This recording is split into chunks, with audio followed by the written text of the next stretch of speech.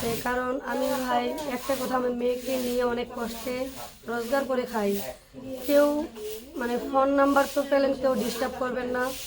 আর জীবনে বেঁচে থাকতে গেলে সহযোগিতার প্রয়োজন আছে, বোন হিসাবে যে হিসাবে হোক, মেয়েটার দয়ে যদি কেউ পাশে থেকে থাকবে। সবাইকে তো আর বিয়ে করা সম্ভব না।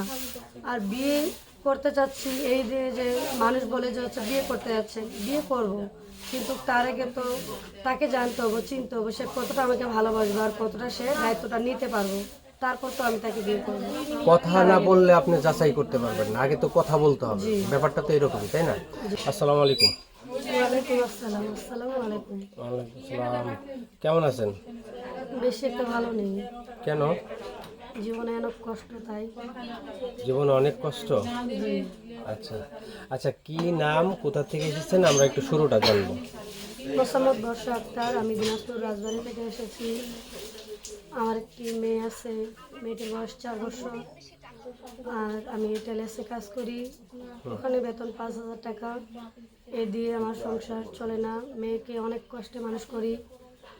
আর মেয়ের দায়িত্ব বা আমার একটা মাথার উপরে ছাদ থাকুক, এরকম একটা মানুষের প্রয়োজন আমার। শুধুমাত্র কি মানুষের জন্যই আসা, নাকি অন্য কোনো বিষয় আছে? জীবনে বেঁচে থাকতে গেলে তো সব কিছুরই প্রয়োজন, কিন্তু প্রধানত আগে মানুষটার প্রয়োজন, আচ্ছা যে মানুষটা ঢাল হয়ে দাঁড়াইবো। আচ্ছা, আপনার আগে যে বিয়ে হয়েছিল, জি। সেই হাজবেন্ডটা আসলে কেমনে কি হলো, ওই গল্পটা আমাদের আগে একটু শোনান। সে নেশা করতো। নেশা করতো? জি। কাজ নেশা কাম করে করতো? মারধর করতো। আর আমি যখন কাজ করতাম, বাসায় ঢুকলে সে টাকাটা নিয়ে নিত, নিয়ে নেশা খাইতো। আচ্ছা সে ভালো ছিল, কিন্তু দেখতে শুনতে সব দিকেই ভালো, কিন্তু সে টাকাটা নিয়ে খাই ফেলালে আমি, তখন তো আমার মেয়ে, আমি প্রেগনেন্সি ছিলাম, হুম তারপরেও কাজ করতাম। কারণ একটা সংসার হলে অত সহজে মানুষ একটা সংসার নষ্ট করে না। হুম আমি দেখতেছিলাম যে সংসারটা আগলে ধরে রাখার, কিন্তু যখন আমার স্বামী এরকম ব্যবহার করে, তখন আমি নিজে রোজগার করে যদি ওকে খাওয়াবো, তাহলে আমি খাবো কি? এজন্য আমি আমি নিজেই আমার স্বামীকে ছেড়ে দিছি। আচ্ছা, আপনার বিয়েটা যে হয়েছিল, এটা কি আপনি ভালোবেসে করেছিলেন নাকি ফ্যামিলিগতভাবে? ফ্যামিলিগতভাবে। ফ্যামিলি দেখে শুনে? জি। আচ্ছা, ফ্যামিলির লোকজন কি আগে থেকে এইটা আপনার যাচাই করছিল যে ছেলেটা এরকম নেশাগ্রস্ত বা নেশা করতো, এরকম? যাচাই করছিল, কিন্তু সে যে তার সবার মনের কথা তো আর জানা যায় না। আচ্ছা গোপনে সে যে খাইতো সেগুলো তো আর প্রকাশ হয়নি। আমি যখন তার সাথে সংসার করছি, তখন আমি বুঝতে পারতেছি যে সে নেশা করে, আচ্ছা কিন্তু মানুষ ওকে দেখে বুঝেনি। আমি চেষ্টা করছিলাম তাকে ছাড়ানোর জন্য, কিন্তু ব্যর্থতা, আমি পারিনি। আচ্ছা, এখন আপনি কতদিন যাবত স্বামী ছাড়া আছেন? 5 বছর। 5 বছর? জি। কিভাবে আছেন আপনি এই 5টা বছর স্বামী মেয়েটির ছাড়া? মুখ দেখে আসছি। মেয়েটার মুখ দেখে? জি। আচ্ছা, মেয়েটার মুখ দেখে। এখন তাহলে এই সংসার চালানোর দায়িত্বটা কি পুরোটা এখন আপনার উপরে? জি। হ্যাঁ, এখন কি করছেন তাহলে আপনি? আমি তো টেলেসে কাজ করি, আর এখন আমার মেয়েকে দেখার মতো কেউ নেই। মেয়েকে নিয়েও যাই। আচ্ছা আর টেলেসে কাজ করতে গেলে রোডের সামনে তো কাজ করি, মেয়ে কিন্তু দৌড়ঝাঁপ করে। আচ্ছা এখন আমার এমন পরিস্থিতি হয়ে গেছে যে আমি যে মেয়েকে নিয়ে কাজ করে খাবো, এরকম আমার কোনো পরিস্থিতি আমি দেখতে পাচ্ছি না। আচ্ছা আর যদি এরকম থাকতো আমার ক্যাপাসিটি যে আমি এরকম করে খাইতাম, কিন্তু এরকমও নাই সিস্টেম। এজন্য আমি এই মিডিয়ার সামনে আমার আশা যে মূলত একটা মেয়ের বাবা আর আমার একটা স্বামীর প্রয়োজন, যে আমার ঢাল হয়ে থাকবে। আচ্ছা, এই যে আপনি বললেন যে টেইলার্সের কাজ করেন, এই টেইলার্সের কাজ করে আসলে কতটুকু টাকা পান, আর এইটা দিয়ে আপনার সংসার কিভাবে চলে, সেই কথাটা সংসার একটু চলে বলবেন। না দেখেই আমার একটা মানুষের প্রয়োজন, যে আমার সংসারের হালটা নিব, যে মাথার উপরে যেরকম একটা বট গাছ, সেই ছায়াটা আমি চাই। আচ্ছা, তো এই যে বট গাছ চাচ্ছেন, এখন অনেকেই আছে যে মনে করেন যে বিয়ে শাদী করছে, সংসার করতেছে, কিন্তু সেই স্ত্রী নিয়ে সে স্যাটিসফাই না, তো সে পুনরায় আর একটা বিয়ে করতে চায়। তো ওই রকম একটা ফ্যামিলিতে কি আপনি যাবেন কিনা? সে যদি খাওয়াইতে পড়াইতে পারে আমি যাব। আর আমি নিজের বাসাতেই থাকি, আমার বাবা নিজের বাসায় আমাকে আমার মেয়েকে দিছে।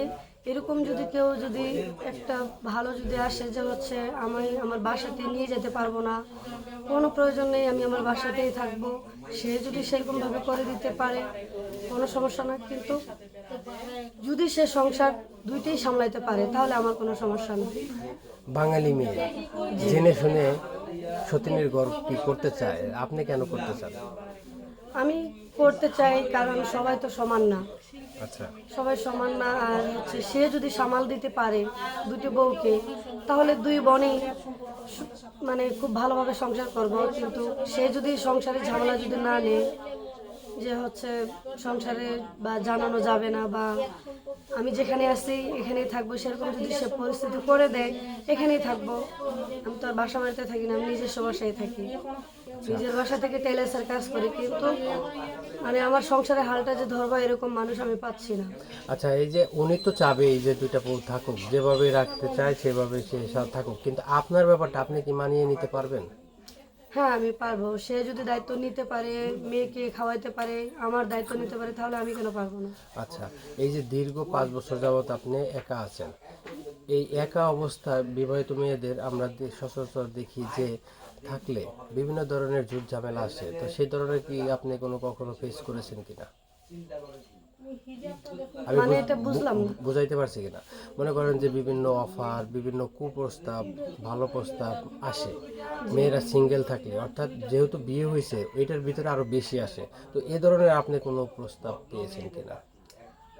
প্রস্তাব তো আমি যেহেতু আসছি তাহলে তো আসবে, কিন্তু আমি ওখানে লাই দিইনি। আচ্ছা, লাই দিইনি এই কারণে যে আমি যেখানে থাকি সেখানে সব ছেলেগুলাই বেশিরভাগই আমার দেখাশোনা। আমি তো রোডের উপরে যেরকম টাইলেসে কাজ করে আমি জানি, যেহেতু আমি আমার স্বামী নেশা করতো, তার চোখ মুখ দেখলে তো আমি বুঝতে পারি যে ছেলেটাই আমাকে এরকম করে অফার দেয়, তো দেখে বুঝতে পারি। এই জন্য আমার মানে আমি যেখানে থাকি এইসব ছেলেদের সাথে আমার সংসার করার কোনো ইচ্ছেই নেই।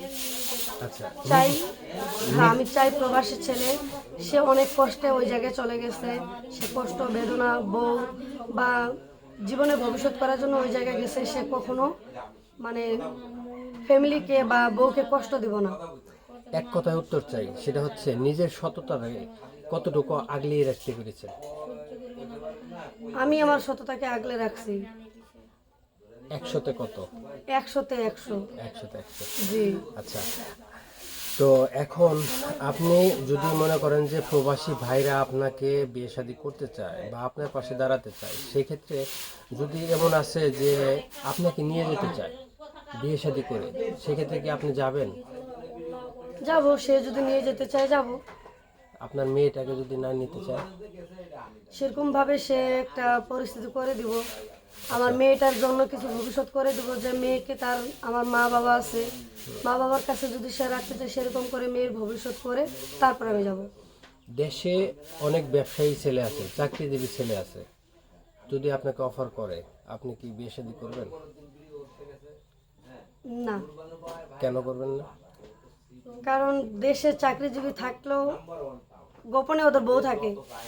আচ্ছা, ওরা যখন একটা ভালো মেয়েকে দেখে তখন ওরা আড়াল থেকে টিক্স করে, এমনি প্রস্তাব দেয়, এরকম করে।